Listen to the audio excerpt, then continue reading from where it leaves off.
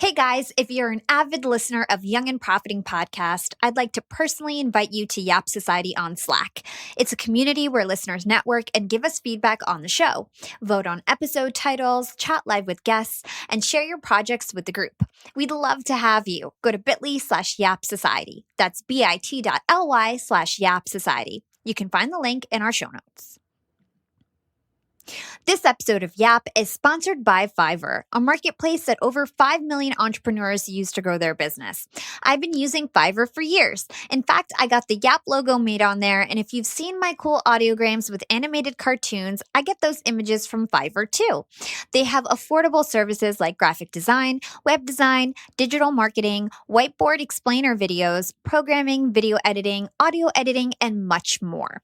They have over 100,000 talented freelancers to choose from, and it's super affordable. Prices just start at $5. If you're interested to give Fiverr a shot, hit the link in our show notes. And if you'd rather learn how to do these types of services on your own, check out Fiverr Learn, a new platform that provides on-demand professional courses from leading experts. They start at just $20, but what you could learn is priceless. Check out the links in our show notes to learn more. You're listening to Yap, Young and Profiting Podcast, a place where you can listen, learn, and profit. I'm your host, Hala Taha, and today we're yapping with Steven Kotler, a New York Times bestselling author and award-winning journalist. He's one of the world's leading experts on high performance and flow. Steven is also the co-founder of Creating Equilibrium, which is focused on solving critical environmental challenges. In this episode, we'll talk about what flow is, how it impacts our brain and body, and triggers that can hack you into a flow state. In addition, we'll chat about his new book, Last Tango in Cyberspace, which uncovers the future we may be living just 5 years from now, and radical concepts like empathy for all. Hey, Steven, welcome to Young and Profiting Podcast. Good to be with you. We are so pumped to have you on the show. And before we get started, I just want to share a little bit of background for my listeners. Steven is a leading expert on the state of flow and high performance, and he explores altered states of consciousness and their effect on human performance. In addition to that, Steven is a Pulitzer Prize-nominated author with 8 bestsellers under his belt, like Stealing Fire, The Rise of Superman, Tomorrowland, and more. His latest book, which we'll dig into later today, is called The Last Tango in Cyberspace, and it's a sci-fi thriller which explores the future we may be living in just 5 years from now. So, Steven, I really want to focus this interview on 2 parts. First, I want to talk about flow, and I know you're probably sick of talking about this, but it's so interesting and relevant for my audience, and I literally have been waiting a year to talk to you about this topic. So looking forward to that. And then equally as interesting, I want to discuss Last Tango in Cyberspace and some of the connections we can make from it to real life in regards to the advancement of technology and your key messages related to humanity, like empathy for all. There's so much to cover. We only have an hour, so I'm going to try to move things fast, skip the fluff, hit all the key points. So are you ready for this? Bring it. Okay. So like I said before, you are the biggest expert on flow of our millennial generation. Let's start to dissect what flow exactly is. Many people describe flow as being in the zone, when you get so focused on a task that everything else disappears and your performance, both mental and physical, go through the roof. So what is your definition of flow, and what are the ways that people describe flow and the feeling of flow? So the best place to start is not with my definition of flow. It's with the technical definition of flow, the scientific definition of flow, which is an optimal state of consciousness where we feel our best and we perform our best. And as you pointed out, my definition is very similar to what you just said. It's a moment. It's those moments of kind of rapt attention and total absorption when you get so focused on the task at hand that everything else disappears. So action awareness will start to merge, your sense of self-consciousness, self-criticism will vanish completely. Time passes strangely. The technical term is it dilates, which is a fancy way of saying it either slows down, you get a freeze frame effect from your enemy who's been in a car crash, or more frequently it speeds up and 5 hours go by in 5 minutes. You didn't even notice time was passing. And throughout, as you pointed out, all aspects of performance, both mental and physical, go through the roof. So that's sort of the standard scientific definition of flow. And I know that you have 3 fundamental laws of flow. Can you go into that for my listeners? Flow science itself, it's really old. It dates back to the 1880s, 1890s. Some of the earliest experiments run in what kind of became experimental psychology and cognitive neuroscience were run on flow. In the 1970s, a psychologist named Mihai Csikszentmihalyi, who's at the University of Chicago, is often called the godfather of flow because he coined the term flow. That's where the term itself came from. He did some of the largest global studies on optimal performance anybody's ever conducted, and he learned 5 kind of fundamental truths about flow that I think are a really great place to start any discussion. As you pointed out, the first of those is that flow is definable. And what I mean by that is it has core characteristics. There are 6 of them that Csikszentmihalyi identified. I listed some of them a second ago when I was sort of giving my quick definition of flow. There are things like total, complete concentration in the moment on the task at hand, the vanishing of self, time dilation, a sense of total control and mastery over the situation, a couple other things. And because it's definable, it's measurable. There are really great, well-validated psychometric instruments for measuring flow. The other things that you need to know that I think are really key is flow is a spectrum experience. So it's like any emotion, right? You've got anger. You can be a little irked. You can be homicidally murderous. It's the same emotion. Flow is the same way. You can be in a state of microflow. There's sort of a debate here, but traditionally people think it's when all of flow's conditions show up. It's all characteristics, so complete concentration, time dilation, the vanishing of self, but they're just dialed down really quietly. And then there's macro flow, and you get all of those all at once. And it often, historically, until the 1950s when we realized better, this was treated as a full-blown mystical experience. Time slows down, and your sense of self vanishes, and you feel like you become one with everything. And people thought it was a mystical experience. They didn't understand there was neurobiology underneath that experience causing it, but we've since learned that. So flow is a spectrum, and the reason that's so important is most people spend about 5% of their work life, for example, in flow and don't even notice it. So if you can learn to notice it, you can sort of learn to turn it up a little bit more and get more of that state. That's critical. And I think the most important thing is what flow has to do with meaning and life satisfaction and overall well-being. So when positive psychologists talk about the 3 levels of happiness, there's sort of baseline happiness. How do you feel right here, right now?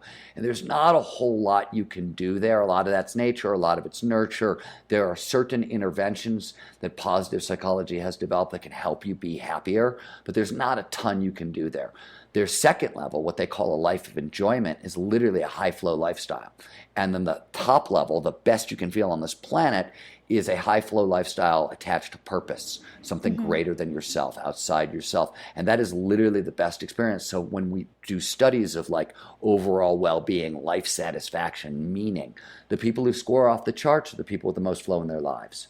So that stuff is really, really critical. It's sort of one of the reasons you really want flow in your life and want more flow in your life. That's amazing and so interesting. And I've heard you say that wherever we see the possible become possible, you see flow. And a great use case of flow and how powerful it can be is the insane progress that surfing and running have had in the last 20, 30, 40 years. Can you walk us through some of these examples and give us some context about how human performance has been unlocked in some of these action sports? So what started to happen in the 80s and the 90s is that action sports started to progress on essentially nearly exponential growth curves, meaning the level of performance, which had been steady for a very long time, started exploding. And surfing is a great example because surfing is a 1,000-year-old sport.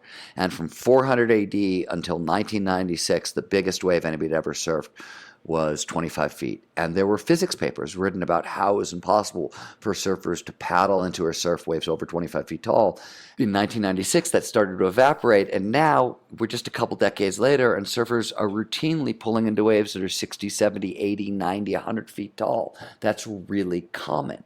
Used to be believed that the largest cliff jump anybody could accomplish on skis or on a snowboard was 80 feet. Nobody believed that the human body could take more than that. In fact, in snowboarding in 1992, the biggest gap jump anybody had ever cleared was the Baker Road Gap up in Mount Washington. And it's a jump literally over a highway, and it's 40 feet end to end. Now that's huge, right? That's 2 buses stacked lengthwise.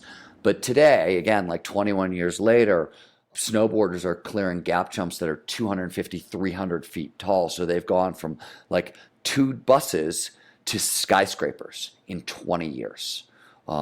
Or, the classic example that I love talking about is my buddy Alex Honnold, who was the star of the movie Free Solo for Free Soloing El Cap. But the story I like as much is Half Dome.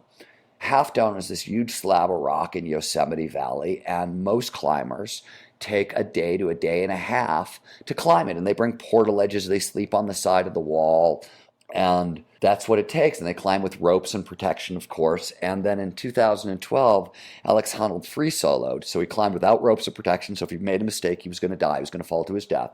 He free soloed Half Dome in 1 hour and 22 minutes. It's like the rough equivalent of running a 4-minute mile in 37 seconds. Wow. Still doesn't make any sense. These are just a handful of examples. They're all over. I mean, you're seeing a lot of progression in a lot of sports for sure, but in action sports, it's really, really clear. But it's not just action sports. I started out my work in action sports looking at this, and then I took this question of sort of what does it take to do the impossible into pretty much every domain imaginable. And I wrote books about what I discovered. So Tomorrowland, for example, which is a book you mentioned earlier.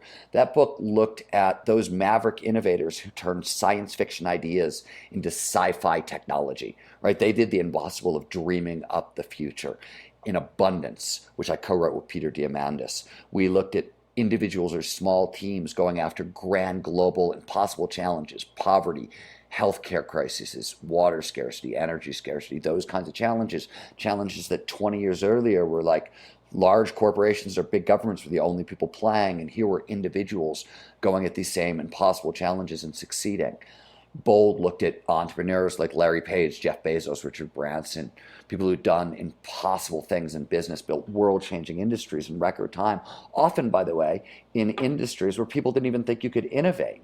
Right? At the time Branson created Virgin Airlines, everybody said, you can't create another airlines. There's no way this will work. And yet he bet half his music company on it.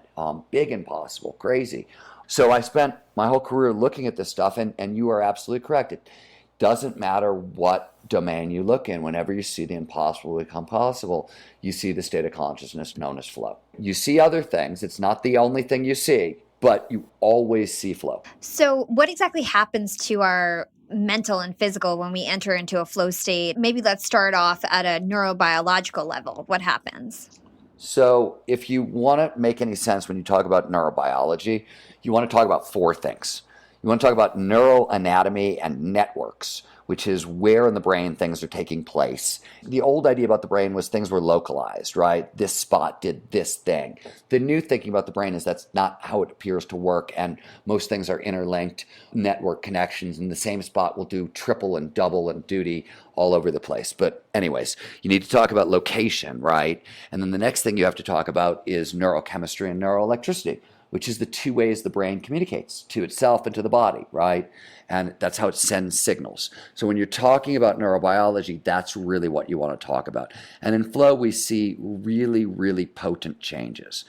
We see large swatches of the prefrontal cortex. So this is where your executive function lives. A lot of your higher cognitive functions are housed there.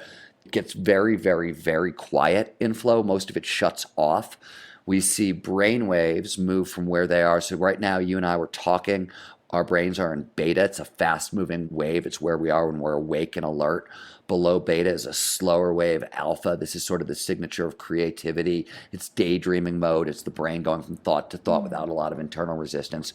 One level down is theta, which is sort of where we are, not that often when we're awake, though you can have waking state theta, but REM sleep, the hypnagogic state, it's where you're going from idea to idea with no internal resistance, right? You're falling asleep, and you're thinking about a green sweater you wore during the day, and it turns into a green elephant, and then turns into a green ocean, and then a green planet, right? That's theta. So flow takes place on the borderline between alpha and theta. So it's a lot different. Now, your brain actually pops all over the place when you're in that state, but it returns to this baseline. And then neurochemically, we see stress hormones get flushed out of the system when you move into flow, and 4 or 5 or 6 of the most potent performance-enhancing, feel-good neurochemicals the brain can produce get shot into your system. There's physiological changes as well. We can now measure changes to heart rate and heart rate variability and facial expressions and facial muscles. And there's a bunch of other things that we look for now when we try to figure out if people are in flow. But those are the sort of the basic kind of neurobiological changes. So that's why when I said earlier, the scientific definition of flow is an optimal state of consciousness where we feel our best and we perform our best.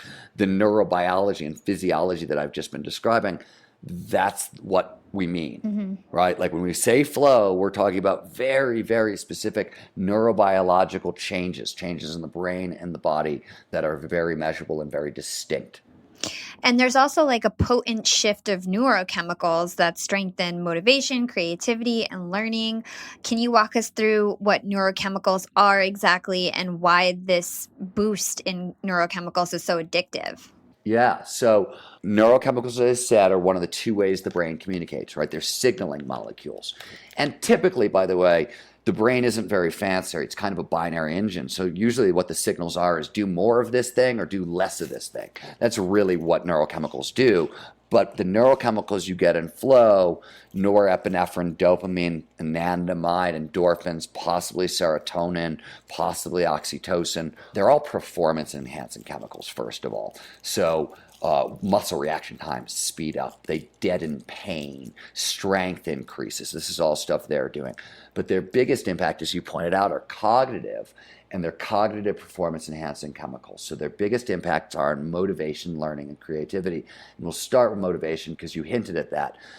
These chemicals, besides performance enhancement, are pleasure drugs. They're the brain's reward system, right? We are goal-directed creatures, human beings are. And underpinning all this goal direction are rewards. And underpinning all these rewards are feel-good neurochemicals. And just to give you an idea, so romantic love, when you fall in love, you've fallen in love before? Yes. It's fun, right? Really, really, really fun, right? Of course, yeah. All right. So that fun, that racing heart that I can't stop thinking about, I can't stop smiling, blah, all that stuff, her, I don't know your preference, doesn't matter.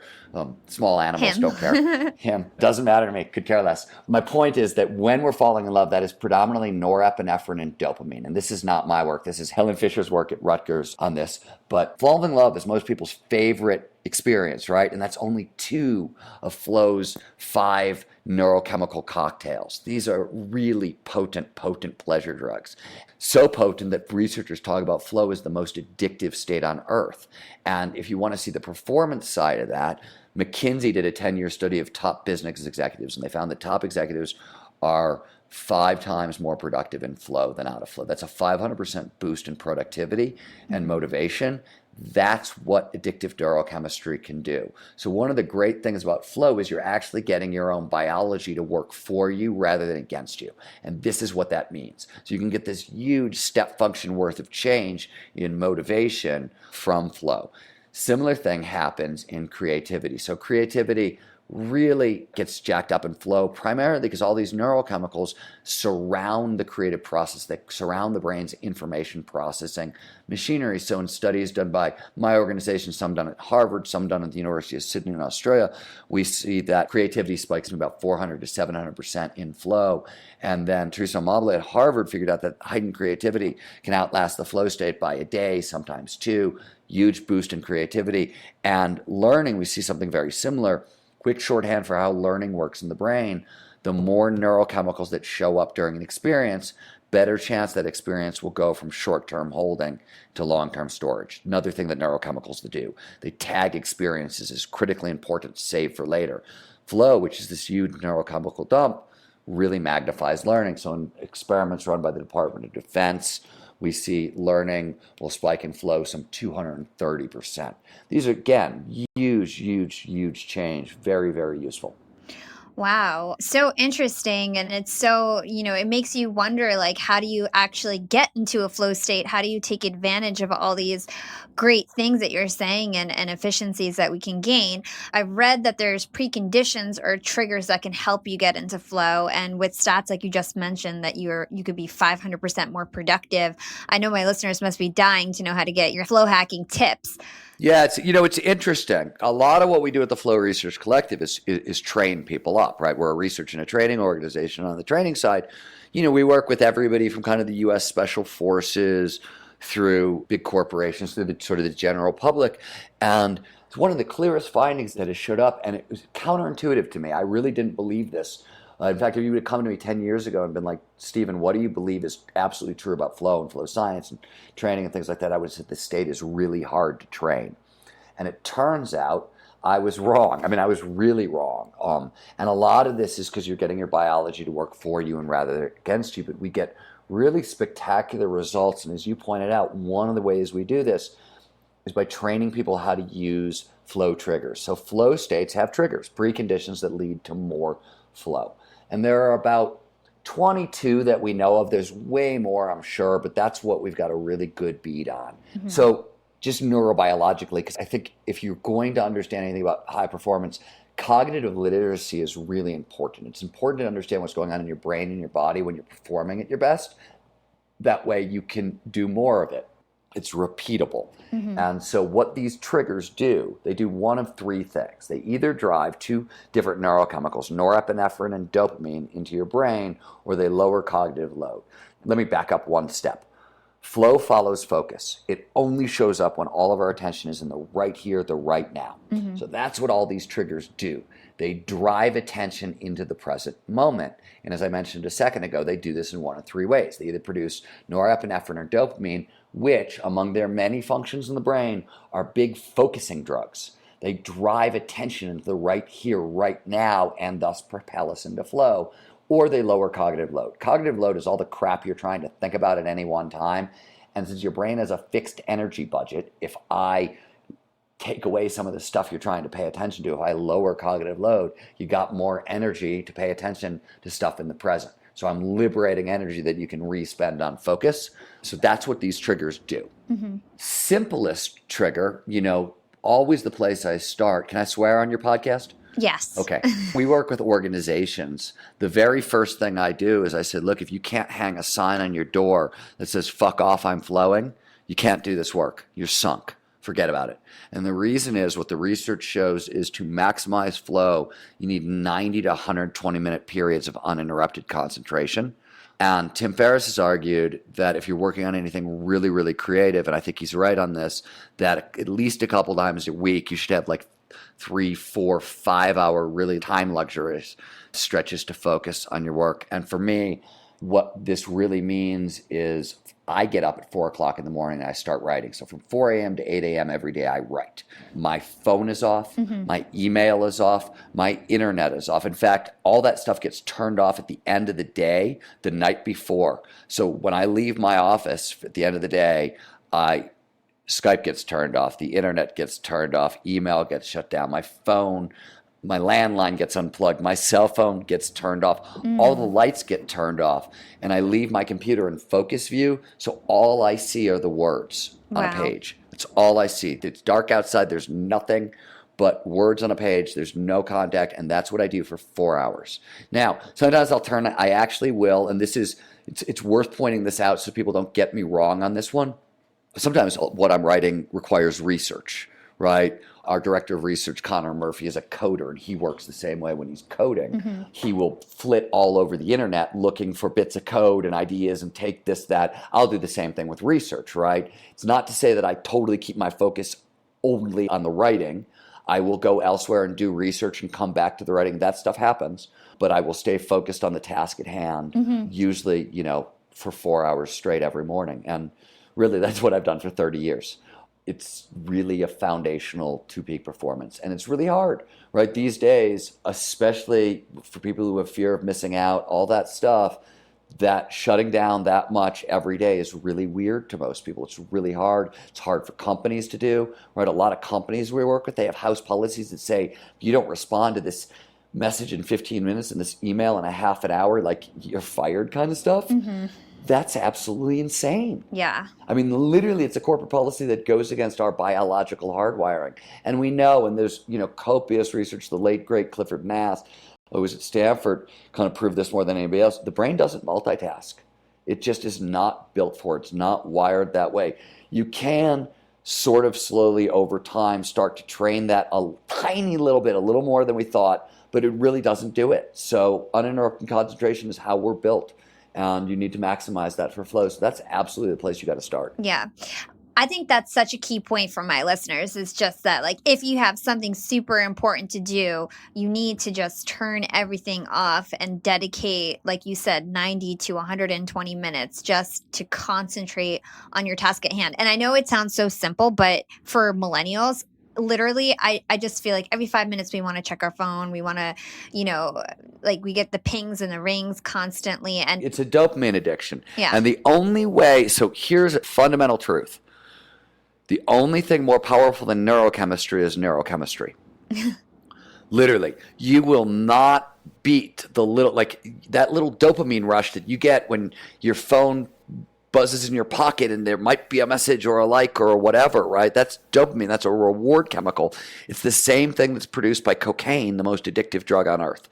That's no joke. Mm-hmm. It's a real addiction. The only way to beat it is with a bigger addiction. So you're not going to be able to replace like that desire until you actually start replacing it with the bigger successes that come from deep flow states, more neurochemistry, and that kind of reward success loop. Mm-hmm. And that's more powerful than the phone, right? So what you have to do is you got to run the experiment. You're going to be like, oh, I'm going to conduct this experiment for 2 weeks, 3 weeks, whatever, and see how I feel on the back end. And I guarantee you're going to feel better. There's going to be more flow. There's going to be more meaning. It's going to be a richer experience. You're going to get more done. Yeah. Let's talk about another one of your triggers, novelty and complexity. I thought this was really interesting. Well over 2,000 papers have been written on flow fairly recently, by the way. And there's a lot of work. A lot of really, really, really smart people have contributed to this field and have thought about this. And the triggers, so this is built out of the work done by Robert Sapolsky at Stanford, who discovered that whenever the brain encounters novelty, complexity, and uncertainty, it produces large quantities of dopamine. And if you start getting like novelty and complexity together, or novelty and unpredictability, Sapolsky calls it the magic of maybe. The brain loves maybe. We love maybe. We love the thrum of possibility. It's really, really, really addictive, and you get a lot of dopamine from it. Huge, huge squirts of dopamine. So this is why, for example, you've had this experience yourself, I'm sure, where you've traveled, and it's sort of like instant flow states, right? You find yourself, you're walking around Italy or Greece or wherever the hell you go, upstate New Jersey, mm-hmm. and it's totally new, and you find yourself in a low-grade flow state, and it's just kind of encountering novelty and unpredictability around every corner. It's driving dopamine into your brain. Pretty soon it's going to drive you into flow. Cool. And then how about immediate feedback? This is Csikszentmihalyi's work, one of the most well-validated of flow's triggers. And again, flow follows focus, right? So we pay the most attention to the task at hand when we know how we're doing, right? Where you don't have to wonder, how am I doing? And so you can course correct in real time. This is why sports are so great at producing flow. Same thing with some of the arts, performing arts, and even some of the tactile arts, right? The very, very, very immediate feedback. In fact, there's direct correlations between those professions that get the most feedback and performance and flow as well. Surgeons, high flow activities, they get a lot of feedback, right? Like your patient dies on the table, you did a bad job, that's immediate feedback. But jobs that have a lot less satisfaction, like radiologists, they read radiological screens and they never even know what happens to their patient, so they can't improve. Mm-hmm. And there's not a lot of flow in their jobs because they're not getting enough feedback. Writing, for example, out of my own life, as publishing has shrunk over the past 20 years, editors have been able to do less and less editing. And so my editors don't really edit me anymore. If I'm writing a book, if I get an editor to look at my book 2 or 3 times along the way, that's huge. That's big. And that doesn't work for me. I need feedback a couple times a week on my writing. In fact, I need somebody to read my writing aloud to me a couple times a week and provide feedback. So that's what I have somebody on my staff who does that because I need that kind of feedback. So I tell people one of the best things you can do if you want to do this kind of work is find a feedback buddy at work, a friend, whatever. It's tricky to find the right criteria because everybody comes in with individual biases, right? So you have to learn how to steer and what you need to steer for, and everybody's going to be different. You have to figure out what is the feedback that best drives you towards flow. I have not found a diagnostic that works for it. The only thing that I have found that works is when you find yourself in a deep flow state, one of the things to ask yourself is, how much feedback did I receive along the way that got me here? You can only triangulate that way, and what kind of feedback is most useful to you. Those are things you have to figure out for yourself, but immediate feedback is a great flow trigger. Yeah, and I think related to this, Jeff Bezos at Amazon, he institutionalized yes in order to create states of flow, where basically if somebody wanted to say no, they had to write like a 2-page paper on why they said no. You have done a lot of research into me. I have. You have. Yeah, so I talk about this a little bit. This is a group flow thing. So individual flow is you or me in flow, but we can also get into a flow state together. It's a team performing at their best. It's a fourth quarter comeback in football. It's a great brainstorming session. It's a band coming together and when the music just sort of blows the roof off the stadium kind of thing, right? So the basic group flow trigger is the first rule of improv, which is always say yes. Yes and.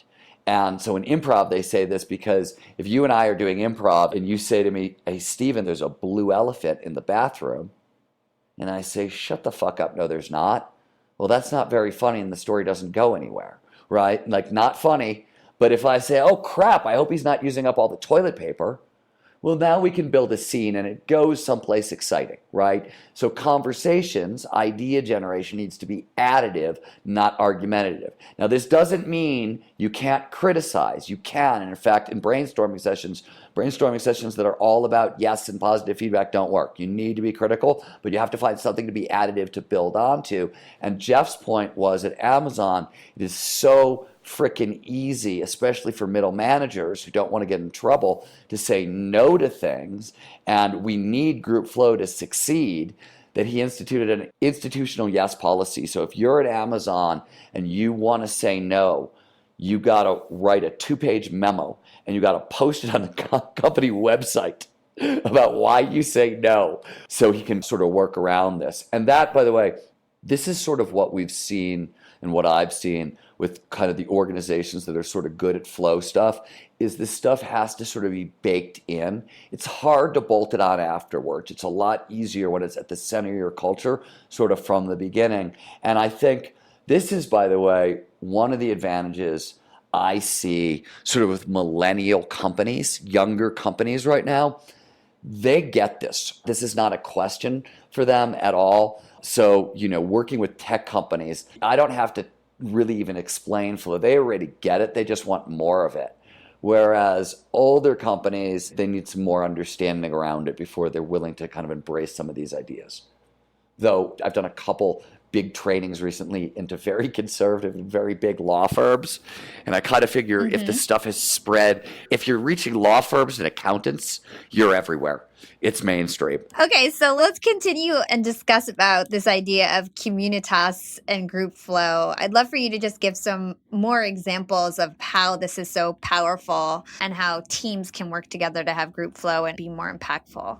I wish there was a lot I could say here. It's sort of the black hole of flow research because it's very hard. We have no way of measuring shared collective consciousness as of yet. Even a psychometric survey, I haven't seen a group flow survey that is well validated. So this is the very cutting edge of the field, really.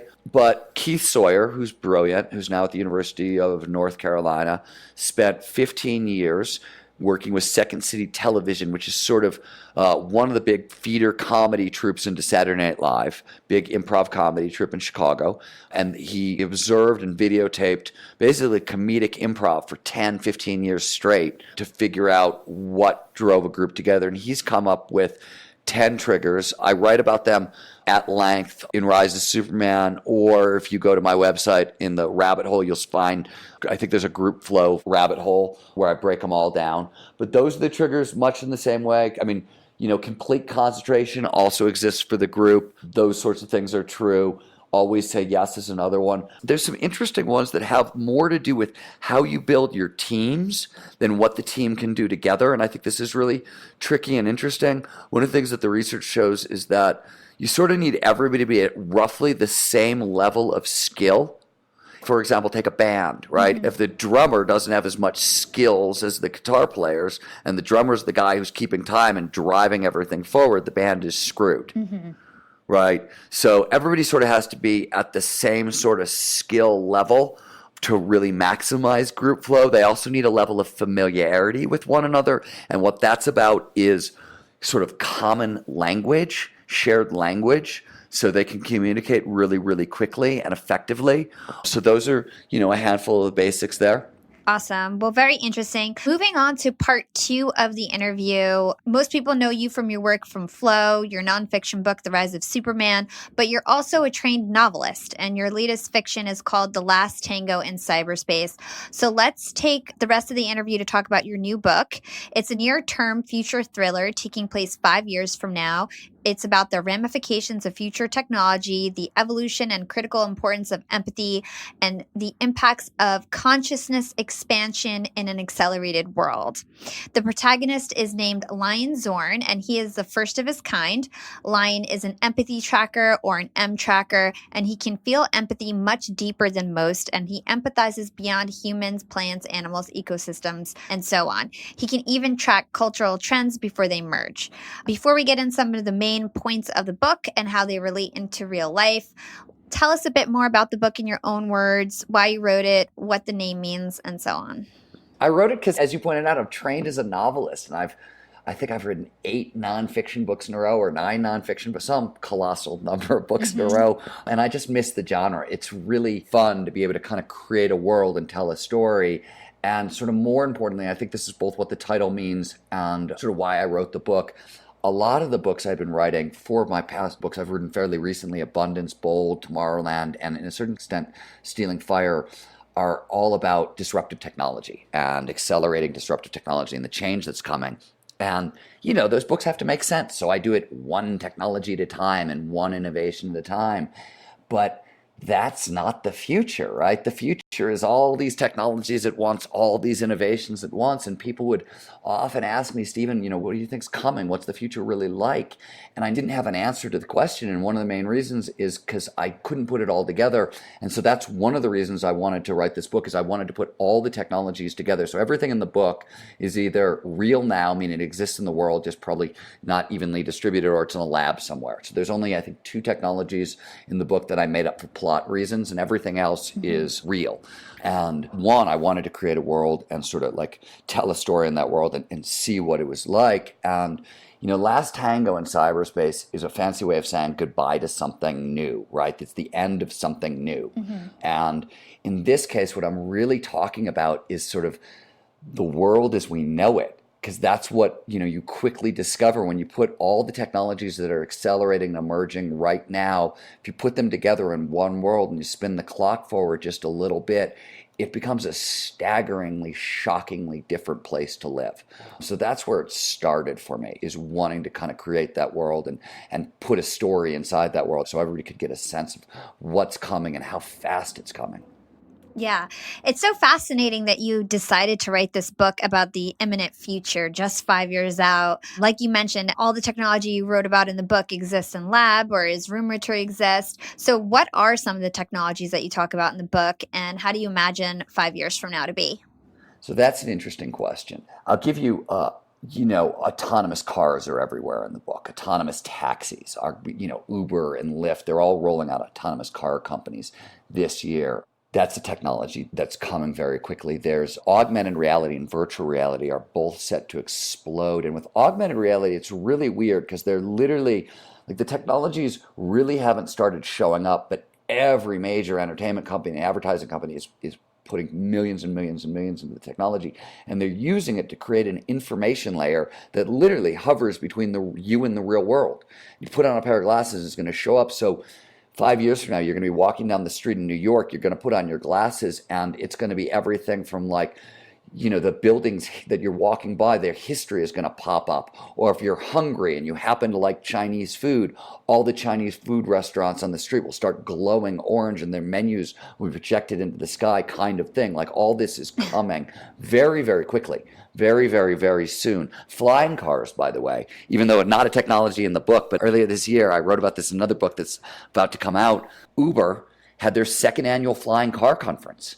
And it's because Uber wants flying taxis, autonomous flying taxis, in Dallas, LA, and a couple other cities by 2023. So this is coming really, really, really quickly, these kinds of things. Artificial intelligence is moving at ridiculous speeds. Quantum computing is moving at ridiculous speeds and, only getting faster. So all these things, nanotechnology, biotechnology at levels, can't imagine. I'll give you a simple example from biotechnology. Little bit of this is in the book, but 5 or 6 years ago, I got to hang out with Yu Hare, who's the head of biomechatronics at MIT, and he invented the world's first bionic body part. It's a bionic ankle.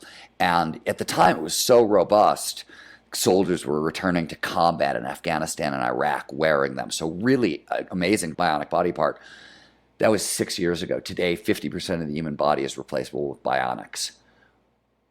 Within 5 more years, it could be 70, 80% of the human body. This stuff is moving very, very, very quickly. And, some of the technologies that I explore in the book are consciousness-altering technologies. Those are also, as I started working on this subject a little bit in Stealing Fire, but those things are exploding as well. And people don't think about that, but there's inner space technologies just like there's, real world technologies, and those are also accelerating. And some of them are like brain-computer interfaces that are getting totally bizarre. I mean, in 2015, researchers in France, from Harvard researchers working in France, sent thoughts through the internet to a guy in India. And they used an EEG headset as a transcranial magnetic headset as a receiver. And they sent thoughts through the internet. That's pretty crazy. Brain communication, right? Brain-to-brain communication. People are working on that. Millions and millions of dollars is flooding into it. I mean, billions of dollars at this point is flooding into this stuff. We're seeing the same thing with, psychedelics is another example. If you go back, if you just think about until roughly the 80s, there were about 10 different consciousness-altering substances available. And think about how much culture they shaped. Think about how much culture alcohol, caffeine, THC, nicotine, ayahuasca, psilocybin, a handful of substances, how much they changed culture. And then Alexander Shulgin came along and he invented 200 psychedelics in his lifetime. And now we're at the point where we're getting 3D chemical printers. So everybody gets to be an at-home psychopharmacologist if they want to. This is coming very, very quickly. So consciousness exploration is being facilitated by technological change, and it's coming very, very quickly. That's so fascinating. Very interesting stuff. So like I mentioned before, the main character of your book, he's an empathy tracker. And at the heart of your book is this concept, empathy for all. And I heard you go so far as saying that our survival going into the future is really dependent on empathy for all. And you don't just mean all humans, you mean empathy for plants, animals, ecosystems. Tell us about that. Yeah, it's a slightly complicated idea. Not a quick answer, but really, really critical and really, really fundamental. By the way, I think people are waking up to this idea as well. I don't think it's super radical, but let me tell you what I talk about. Obviously, empathy is critical for humans, right? We're a globally interconnected world facing biosphere-wide problems, right? When we look at things like poverty, terrorism, water shortages, climate change, biodiversity, species die-off. These are global problems, right? So we're obviously going to have to work together as a globe to solve them. That's going to absolutely require empathy to be able to get past our prejudices, our biases, and do that. But it goes beyond that. And for this to make sense, I have to talk a little bit more neuroscience. So every second of every day, the brain takes in tons of information. It's been estimated to be 400 billion bits of information every second. Huge number. Consciousness, meaning what you can pay attention to, is only 2,000 outputs. So huge 400 billion coming in, 2,000 are what we actually get to see and construct the world out of. So a lot of what the brain does is it sifts and it sorts and it tries to tease apart the critical from the casual. And since the first order of business is survival, the first stop all that incoming information makes is the amygdala. It's your danger detector.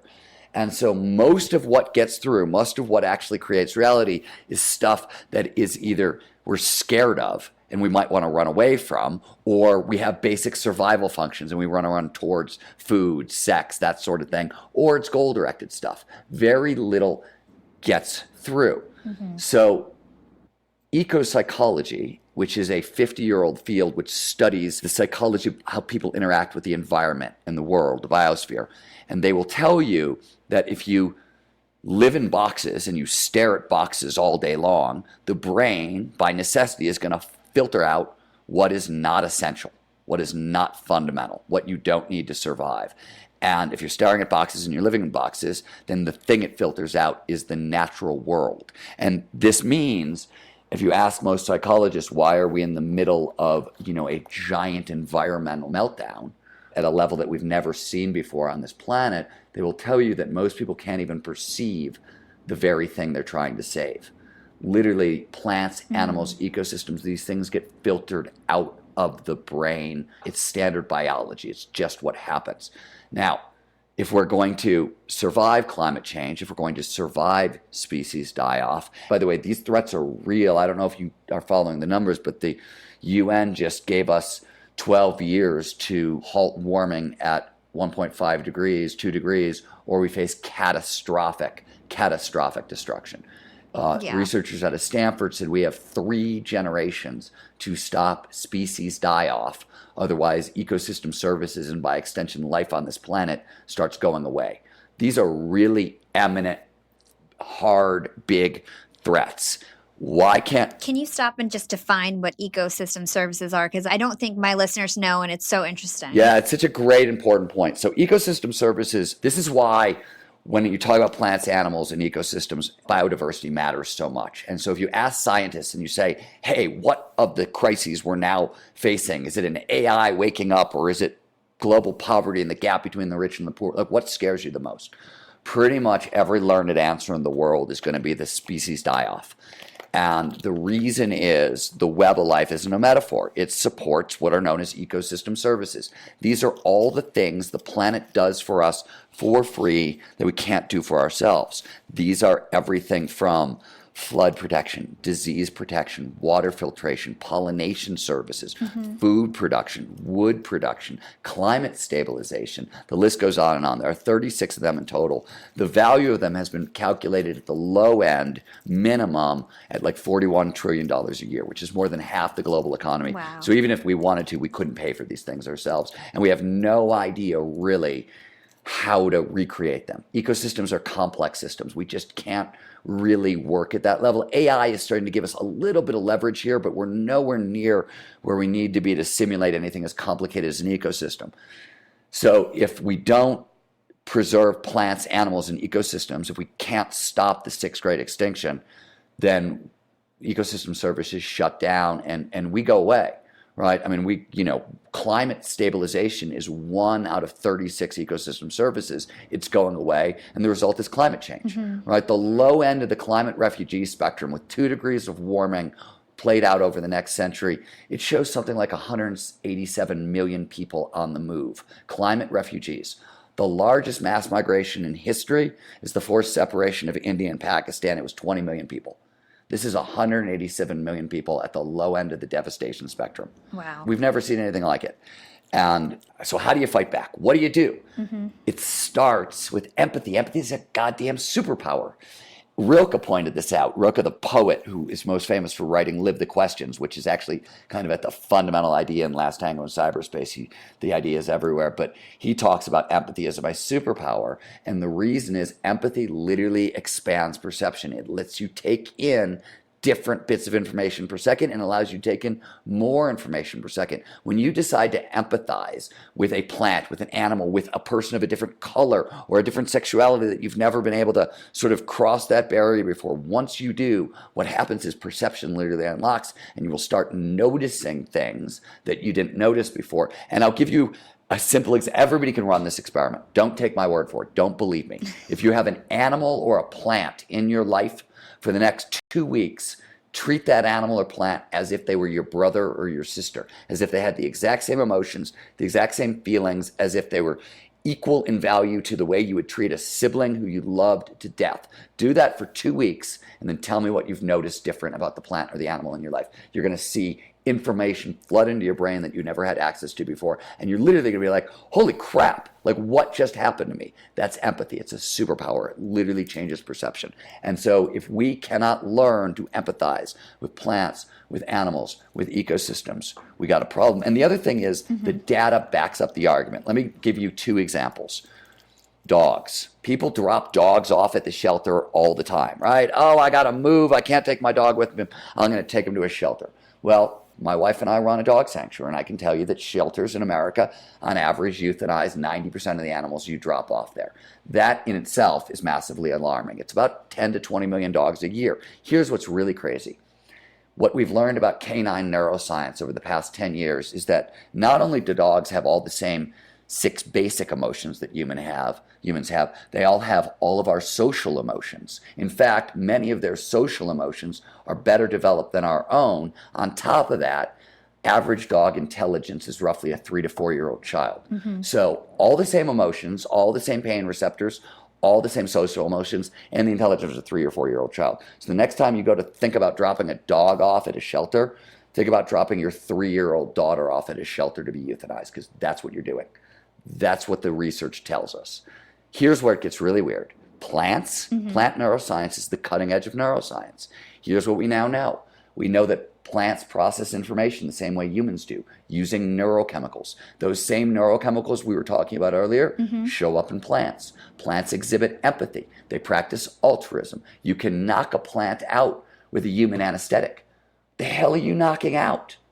Right? My point is that every time our measuring technology seems to get better, we tend to find consciousness. That has been what has happened. I'm not saying plants are conscious by any real definition we can use, but they might be. And it's an interesting question. Yeah. And it's important to think about it that way. It's also important to start thinking about it upward the chain. Robots and AI. We're programming our AIs and our robots with neural nets. Their brains are wired up the same way. We're giving them the ability to detect human emotion. In fact, autonomous cars, this is in Last Tango in cyberspace, autonomous cars that are rolling out on your streets over this summer are programmed to read human emotions. They're reading 60 to 120 data points a second off human faces and physiology. And they have to, because if you're an autonomous taxi and you're driving down the road and there's a pedestrian and they're 100 yards ahead, if that pedestrian is angry, their chances of running into traffic and darting in front of your car are much, much greater than if they're calm. So the car has to be able to know. So we're using neural nets, which work the same way the brain works, and we're programming in emotional detection. You got to ask yourself, function creep being function creep, maybe we're not going to get to consciousness, but some level of sentient awareness that starts to raise questions about respect and values and morality and ethics. And I'm not saying there are answers, but I'm saying we have to have the discussion, and we need to start having the discussion now, I think. So that's what all empathy, I told you, it wasn't a short answer, but it's kind of an interesting answer. You went through like every point I was going to come up with. So let's stick on AI. I know in your book, like you just mentioned, you talk about AI and how there's a fine line between, AI becoming awake and conscious and the progress that we're making in that area. So I think you're totally right. And the line, people think the line is because Elon Musk and Stephen Hawking's got people all worked up about an AI becoming conscious and going rogue or something like that. And sure, maybe at some point, though I'm not going to wade too deep into that one, though I have some strong opinions about it. But they're just like anybody else's. They're just guesses. So I'm not going to wade too deep into that one. What I am going to say is there's a different line that's a lot weirder and a lot earlier. And that's the point at which we can't tell the difference between our machines being alive and not being alive. We all come with built-in life detection machinery. It's really foundational. And I'll give you an example. When you've had a party and afterwards the house feels empty. There's an absence of life. You can feel the fact that life is emptied out of your house. It used to be crowded, now it's empty, and the absence of life has a feeling. Presence of life has a feeling. We have built-in life detection machinery. Motion reads as life. Agency reads as life. All these other things read as life. Our robots, our AIs, are getting very good at breaching this gap. There's a term in robotics, they call it the uncanny valley. And this is a robot that almost, but not quite, mimics human facial expressions and human behavior. And we can tell, and we get queasy and nauseous. If we see something that is almost but not quite alive, it freaks us out and we have really bad reactions to it. By the way, you see the same thing in animals. If you have a dog, change your gait and do like a zombie walk around your dogs. Dogs will go crazy because it looks alive but not quite right. And they go crazy. We all come with this built-in life detection machinery, and our machines are getting very good at tricking it. And that's interesting. Some of it is really, really good, right? Like Japan, for example, who is leading the charge into robotics. And one of the reasons is they have a massively aging population. They need people to take care of the elderly. They don't have enough people. They're going to use robots, and they need those robots to be able to make emotional connections. Otherwise, it's really bad for your health, right? This is simple. We all know this. So the robots are being programmed to do that. A couple of years ago, I got to sit down with Ellie, the world's first AI psychologist. She was built at USC for early detection of soldier depression and PTSD because they wanted to prevent soldier suicide. And it was built at USC, and it's like sitting with a regular psychologist. It's uncomfortable. They ask revealing questions, and like the LiDAR sensors in your car, Ellie reads 60 at the time. It was 5 years ago. It was 60 different data points a second, and she understood human emotion better than I did. That's crazy. It's scary, to be honest. It's really scary to think about. I know there'll be a lot of advancement and like healthcare will be better and things like that, but it's scary to think about the fact that all of this is going to happen very quickly and it's already happening now. It is crazy fast. The way I like to explain it, and this is not going to make you feel any better, and I apologize for that, but it's worth understanding this. And this is, again, where the title comes from, Last Tango in Cyberspace, the end of something new. If I were to elaborate on it, what I would say is that Ray Kurzweil, who's the head of artificial intelligence at Google, and he's the guy who kind of created the original exponential growth charts for technology, and he's been very good at predicting where technology is going to be. He hasn't missed, and he's been excellent at it. And he says that we are going to experience 20,000 years worth of technological change over the next 100 years.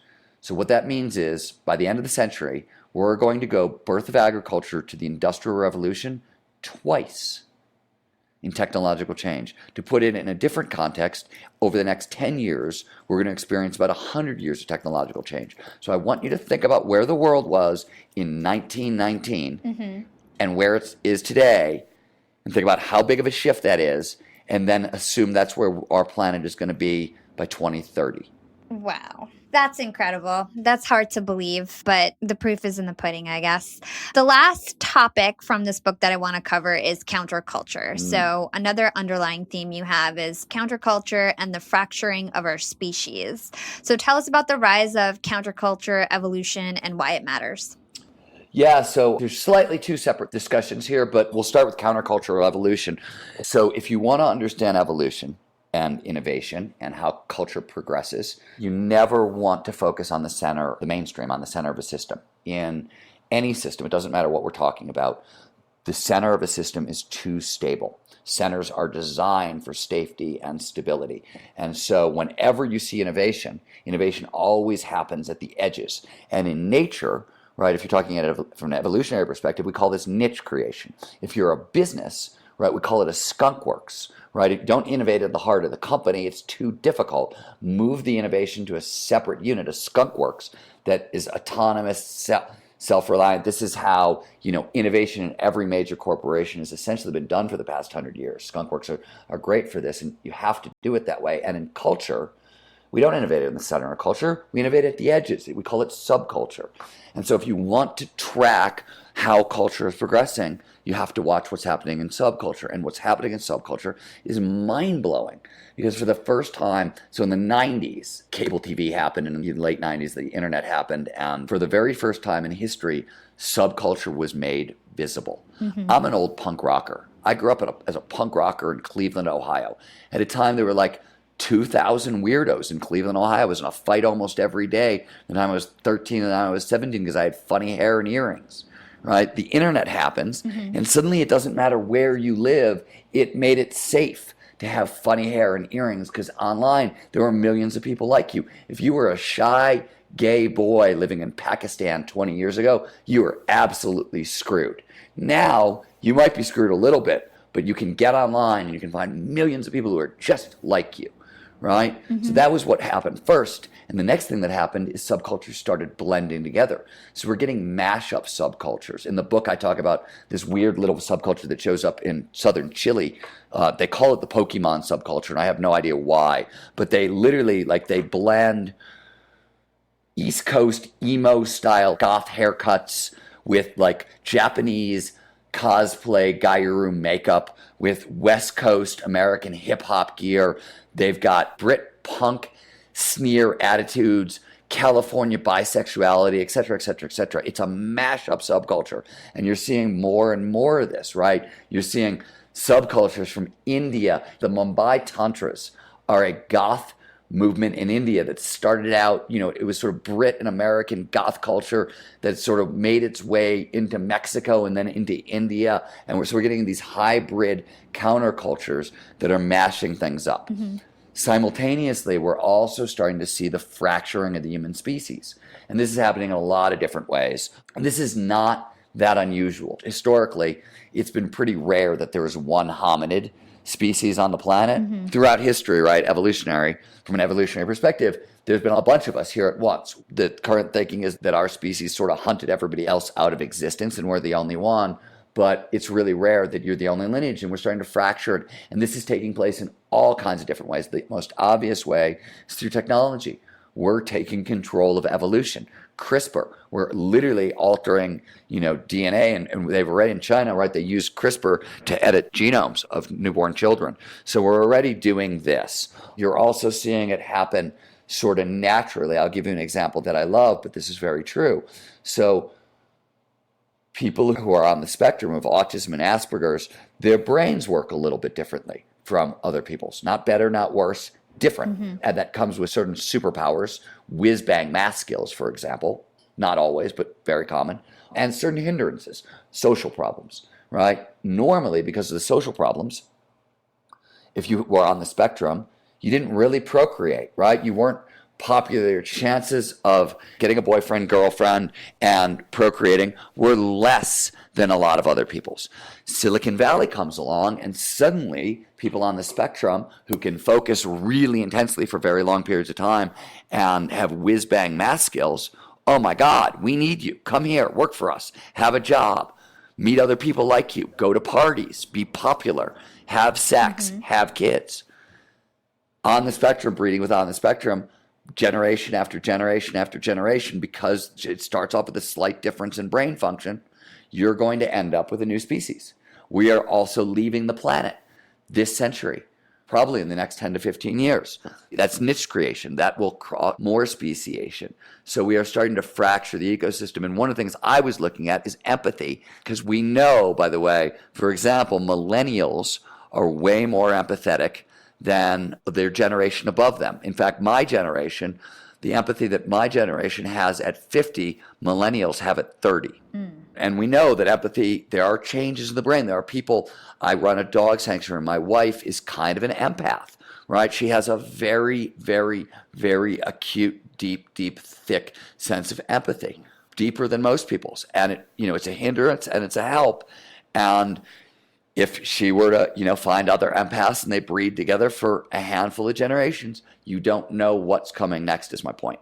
That's incredible. And then I think another interesting one that you talk about is synthetic biology and genetic modification. I don't know if this is exactly related, but Yeah, so I seems mean, like it. yeah, it is and it is. I mean, like the point I was making, so I think this is really interesting and weird, but it's going on now. I don't even know how we think about it, but so every generation has essentially out rebelled the previous generation. Now, rebellion is a built in biological instinct, right? You have to leave the nest, get away from your family because you need to spread the genes around. Otherwise, you've got inbreeding and it's bad. So we have a rebel instinct.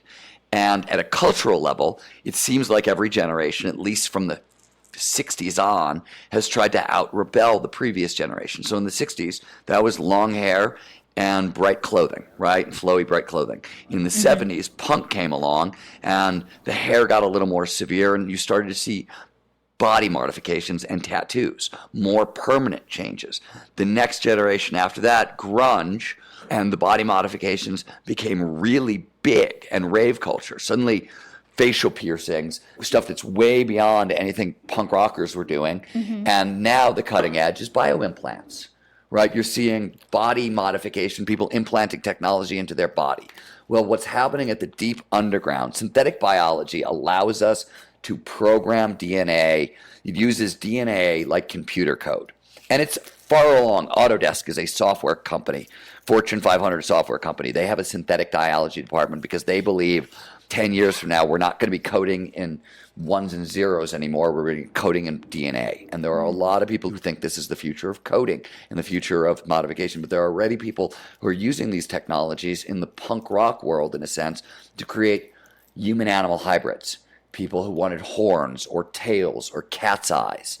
And in the book, there's something called the Cat Eye Open Source Project that I'm joking a little bit about, but it's based on, a group of people I met from Eastern Europe, Turkey, and a couple other places who are literally working on this. They want cat's eyes. Oh my God. It's like a vampire fetish club, right? They're vampires, they're goths, they want cat's eyes. And so the biology can give them that, and they're working on it. This is going to be the next form of rebellion. These are going to be tattoos and piercings 10 years from now, I think. That's crazy. And the sad thing is that I can definitely imagine this happening. Of course you can. It's going to happen. You know it's going to happen. Oh my God. We are now at a point where teenagers are switching sexes because they're wrongly identified, and that's happening at that level. Right? If that's happening at that level, and I'm not equating one sexuality, with this rebel instinct. It's not a one-to-one thing here at all. But I am saying that, we are changing our bodies at deeper and deeper and more fundamental ways. It's becoming more acceptable to do this kind of stuff. And of course, you're going to have punks with two heads and cat's eyes and anything else you could possibly imagine over the next 100 years as this stuff becomes possible. Yeah, we're going to be walking around with robots. We can't tell if they're conscious or unconscious, and half cat, half humans. It's going to be interesting. Well, Steven, this was so interesting. My mind is blown. Appreciate all your wisdom. Your latest book sounds amazing. I'm definitely going to link to it in our show notes so everybody knows where to find it. Where can our listeners go to find more about you and everything that you do? Yeah, the best place you can go is either www.stevenkotler.com, StevenKotler.com. Actually, let's just stop there and let me tell your listeners something because it'll be useful. Anything I talked about today, if any of it sort of tweaked your curiosity, if you go to my website, there's a section called The Rabbit Hole, literally, and you can find an exponential technology rabbit hole. You can find an AI rabbit hole. If flow is your thing, you can find a rabbit hole that is called the Frequently Asked Questions of Flow. So anything we've touched on, there's a deep dive, free, lots of fun content, lots of video, lots of cool stuff. Awesome. How about social media? What's your favorite platform? You can find me everywhere. I tend to have conversations more on Twitter. I don't know why, but I'm everywhere. I'm not a huge social media fan, but you can find me everywhere, and I do pop up there every now and again. Awesome. Well, thank you, Steven. I really appreciate your time. Hey, it was my pleasure. Thank you. Thanks for listening to Young and Profiting Podcast. If you enjoyed this episode, don't forget to write us a review on Apple Podcasts or wherever you listen to the show. Follow Yap on Instagram at Young and Profiting and check us out at youngandprofiting.com. And now you can chat live with us every single day on Yap Society on Slack. Check out our show notes or youngandprofiting.com for the registration link. You can find me on Instagram at Yap with Hala or LinkedIn. Just search for my name, Hala Taha. Big thanks to the Yap team for another successful episode. This week, I'd like to give a special shout out to Parth. Parth manages our YouTube channel and helps support social media efforts alongside Steve's. Our YouTube channel has seen tremendous growth, and we couldn't have done it without him. Thanks for all that you do, Parth. And shout out to Steve's for ramping up our social media efforts on Twitter. This is Hala signing off.